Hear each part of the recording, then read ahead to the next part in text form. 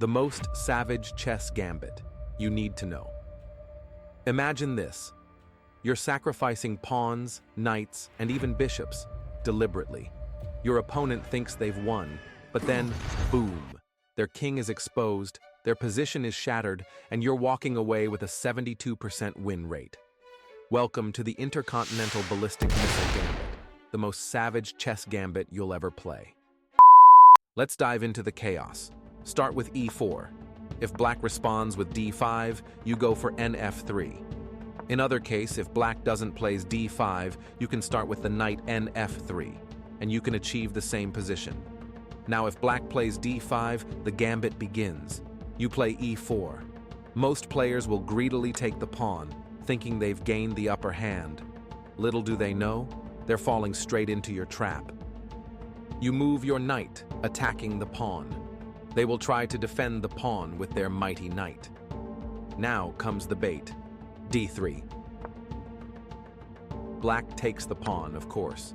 You respond by recapturing with your bishop. At this point, black might think they're in control, but trust me, the fun is just getting started. The explosive moment. When black inevitably tries to push you around with h6, it's time to strike. This fork on the queen and rook is devastating. Black has no choice but to take the knight, but that's exactly what you wanted. Now fire off bg6.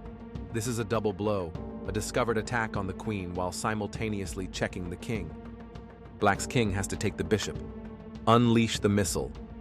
At this point, black's position collapses like a house of cards.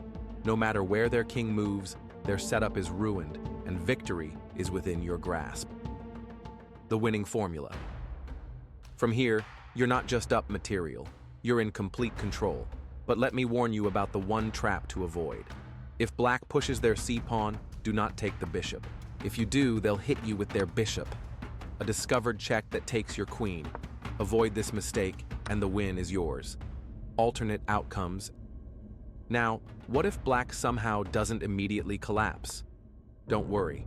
The beauty of the ICBM Gambit is that even in alternate outcomes, you're left with a gloriously chaotic position. Think isolated pawns, doubled pawns, and a completely wrecked enemy structure. If this gambit excites you, hit that subscribe button right now. Next time, I'll teach you how to dominate your opponents with the Tennison Gambit, another savage weapon for your arsenal. Now go out there, crush some kings, and I'll see you in the next video.